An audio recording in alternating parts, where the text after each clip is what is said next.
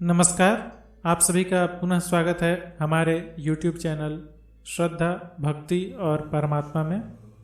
शिव शंका समाधान को लेकर अब तक हमने 6 विषयों पर प्रकाश डाला है। आज 7वां विषय है, जिसके अंतर्गत हम चर्चा करेंगे शिव भक्ति का महात्म्य, कर्म त्याग का क्या है तात्पर्य, तप क्या है, कामिक पूजन क्या है, समाधि, सनातन के 4 पद, अभ्यास आदि क्या है, भगवान शिव मूढ़ मनुष्यों के वश में कैसे हो जाते हैं, भक्ति किसकी श्रेष्ठ होती है, किसकी भक्ति पर भगवान कब प्रसन्न होते हैं, या तो वो किसी भी वर्ण का हो, ब्राह्मण हो, चांडाल हो, मलेच्छ हो इत्यादि कोई भी वर्ण हो, भगवान शिव कब उस पर प्रसन्न होते हैं, इस बारे में भी आज के विषय में हम चर्चा करेंगे। एक बार भगवान श्री कृष्ण उपमन्यु जी से भगवत चर्चा, शिव चर्चा कर रहे थे। काफ़ी चर्चा होने के उपरांत भगवान श्री कृष्ण के मन में जो भी संदेह होता, जो भी उत्पन्न होती शंकाएं, उन सभी का निवारण वो उपमन्यु जी के द्वारा करते। इस लीला के द्वारा भगवान श्री कृष्ण जन सामान्य के हृदय में नए नए विचार का अंकुरण करने हेतु यह सारी लीलाएं भगवान करते रहते हैं। इसी तरह जन सामान्य को भक्ति मार्ग में बढ़ाने हेतु भगवान श्री कृष्ण ने उपमन्यु जी से पूछा कि हे भगवान, सर्व योगेंद्र शिव के समान साक्षात तुम्हारे मुख से निकले हुए शिव ज्ञानामृत का पान करते हुए मेरा मन तृप्त नहीं होता है। साक्षात सर्व जगतकर्ता के अंग में समाश्रित परमेश्वरी ने किस प्रकार अपने पति से प्रश्न किया। उपमन्यु जी बोलते हैं, हे कृष्ण, यह तुमने अच्छा प्रश्न किया, मैं इसे यथा योग्य कहता हूँ। और इस प्रकार उन्होंने प्रसंग बताते हुए बताया कि एक समय देवी सहित जब शिव जी मंदर पर्वत पर गए तो देवी की प्रिय सखी शुभावती पुष्पित पुष्प तोड़कर लाई। शिव जी ने देवी को गोद में बिठाकर उनको फूलों से अलंकृत कर स्वयं हाथ में चमर लेकर देवी की सेवा करने लगे। समय देखकर सर्वलोक माहेश्वरी ने सर्वलोक महेश्वर अपने पति से यह प्रश्न किया कि हे महादेव जी, मंद चित्त वाले मनुष्यों के वश में आप कैसे हो सकते हैं, क्योंकि जिनके पास तो अल्प भक्ति, अल्प शक्ति, अल्प मानसिक बल और अकृत बुद्धि है, वह आपको कैसे पाता है। ईश्वर ने कहा, चाहे कोई भी कैसे भी कर्म, जप, तप, समाधि और ज्ञान क्यों न करे, परंतु श्रद्धा बिना मैं वश में नहीं आता।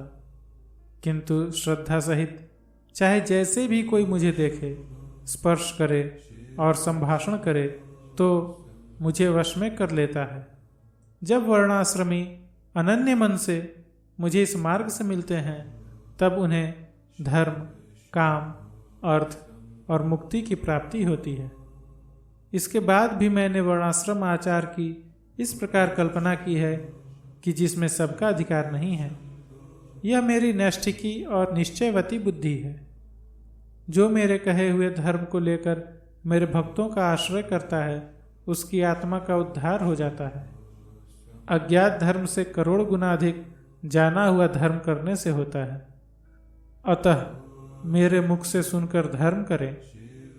अबुद्धों और अमुक्तों को यह ज्ञान दुर्लभ है। इस कारण हे महेश्वरी, यत्नपूर्वक इसी ज्ञान का आश्रय मोक्ष को छोड़कर जो कुछ किया जाए सब मूर्खता और अंधता ही है। हे सुरेश्वरी, ज्ञान, क्रिया, पूजा और योग यह सनातन धर्म के 4 पैर हैं, जो जीवों को कर्मानुसार फल देते हैं। चित्त की निर्मलता 100 अश्वमेध यज्ञ से भी श्रेष्ठ है। यही मुक्ति देने वाली है, परंतु यह विषय को असाध्य है। इस नियम से इंद्रियों को जीतकर जो योग किया जाता है वह पाप हरता है, क्योंकि उसमें विरक्ति है। वैराग्य से ज्ञान और ज्ञान से योग की प्राप्ति होती है। योग को जानने वाला पतित भी मुक्त हो जाता है।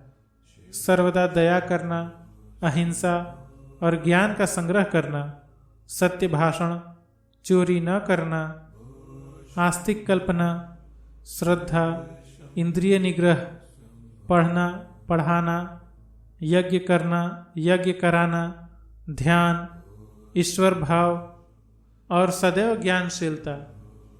जो ब्राह्मण इस प्रकार ज्ञान योग की सिद्धि करता है उसे शीघ्र ही वह ज्ञान योग प्राप्त हो जाता है। कर्म न करना त्याग नहीं है, किंतु कर्म फल के त्याग का नाम कर्म त्याग है। पहले कर्म यज्ञ से बाहर मेरी पूजा करे, फिर ज्ञान यज्ञ में प्रीति करता हुआ योग करे। परंतु जो नित्य मेरे भक्त हैं, ज्ञान योग रत हैं, वे मेरे सायुज्य को प्राप्त होते हैं। मेरा भजन 3 प्रकार से होता है, मन, वाणी और काया से। जप, कर्म, तप, ध्यान और ज्ञान, इस 5 प्रकार से मेरा भजन करे। अन्य आत्माओं में जो विदित होती है वह बाह्य पूजा कहलाती है, और जो अपने में जानता है वह अभ्यंतर पूजा है। मनोमय चित्त है जिसे मनोमात्र कहते हैं। मेरे नाम में जिसकी वाणी निरत है वही सार्थक है। जो मेरे नाम रहित है वह कुछ नहीं है। और जो मेरे शासनादेश से लिंग और त्रिपुंडादि में अंकित हो मुझे भजता है वह कामिक पूजन है। यदि मेरी आज्ञा से रहित हो तो उसका यज्ञादि कर्म व्यर्थ है। मेरे निमित्त देह को सुखाना ही तप है, अन्य नहीं। जप, पंचाक्षर का अभ्यास, नमः शिवाय, नमः शिवाय को ही पंचाक्षर कहते हैं। प्राणायाम का अभ्यास, रुद्राध्याय का अभ्यास, यही अभ्यास है। ध्यान पूर्वक मेरे रूप का चिंतन ही समाधि है। बाह्य से अभ्यंतर की पूजा 100 गुनी अधिक फल देने वाली है। मन, वचन और कर्म से भी किसी फल की अपेक्षा न करनी चाहिए। फल से मेरा आश्रम लघु होता है, क्योंकि फल के अभाव से वह मुझे छोड़ने को उद्यत हो जाते हैं। फल को मैं भाव के अनुसार देता हूँ, परंतु जो फल की इच्छा त्याग कर मेरा भजन करते हैं वे ही मेरे परम प्रिय भक्त हैं। उन्हीं पर मेरी कृपा होती है और मैं उन्हें निर्वाण देता हूँ। मेरे ऐसे धर्माधिकारियों के 8 लक्षण हैं। मेरे भक्तजनों से प्रीति, पूजा, अनुमोदन, स्वयं पूजा करना, मेरे लिए ही अंगों की चेष्टा, मेरी कथा में रति, स्वर, नेत्र और अंगों की संचालन क्रिया भी मेरे ही निमित्त करनी, तथा स्मरण और आश्रय।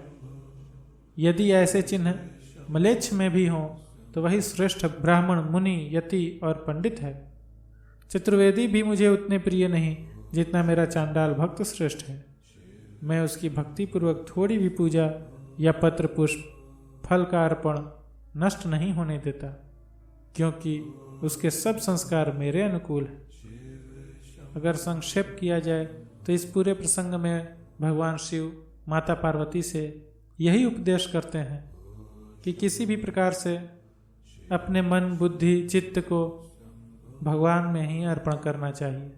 अगर आपके हृदय में पवित्रता है तभी भगवान के आप सेवक बन सकते हैं और भगवान आपको अपने शरण ग्रहण करेंगे। अन्यथा इसके अलावा और कोई उपाय नहीं है। अतः जिनसे जैसा हो सके उतना प्रयत्न अवश्य करना चाहिए अपने आप को साधने का, ताकि भगवान शिव की कृपा प्राप्त हो। ऐसे ही और प्रसंगों को लेकर हम पुनः आपके समक्ष उपस्थित होंगे।